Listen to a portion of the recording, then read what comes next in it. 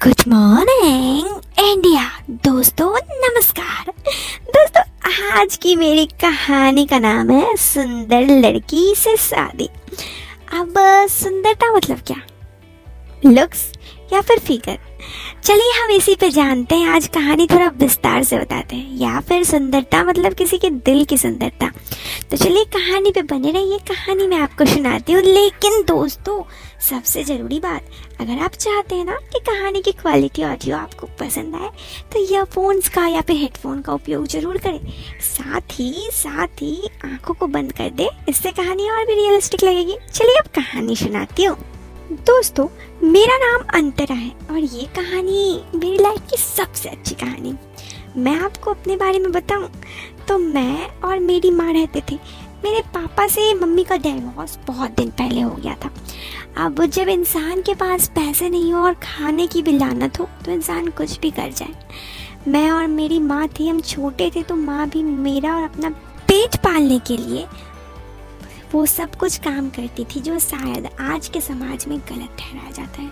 मेरी माँ ऐसे ही काम करती थी तो जब मैं बड़ी हुई थी तो मैं भी माँ के साथ ही वही काम में लग गई। लोग आते थे, लोग जाते थे, बस पैसे देते थे।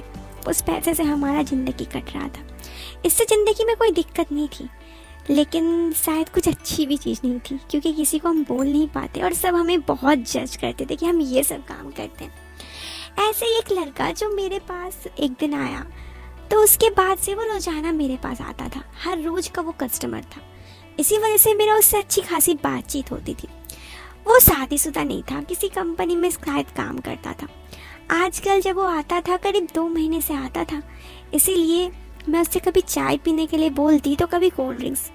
उससे बात करना मुझे बहुत अच्छा लगता था, उसे भी। जब मेरी माँ को इस बारे में पता चला तो मेरी माँ ने कहा कि काम क्यों नहीं करती इससे शादी का। मैंने कहा ये सब कैसे होगा? तो मेरी माँ ने कहा तो देख बस, क्योंकि मैं नहीं चाहती कि जैसे मेरे ज़िंदगी बीता वैसे तुम्हारा भी बीते। इस पर कहा कि ठीक है।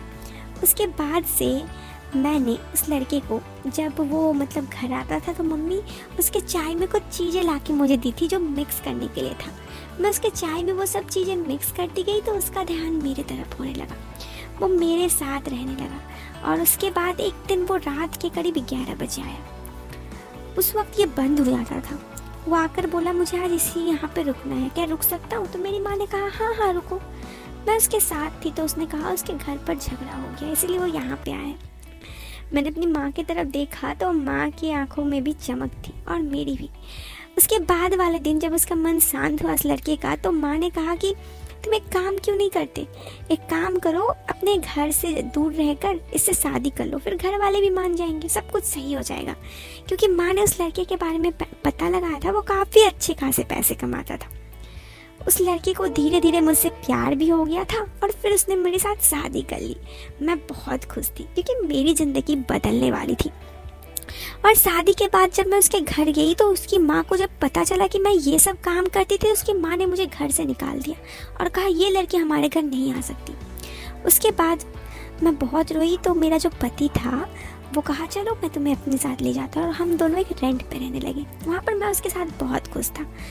वो सारे पैसे मुझे ला के देता था और मैं माँ को पैसे भेजती थी।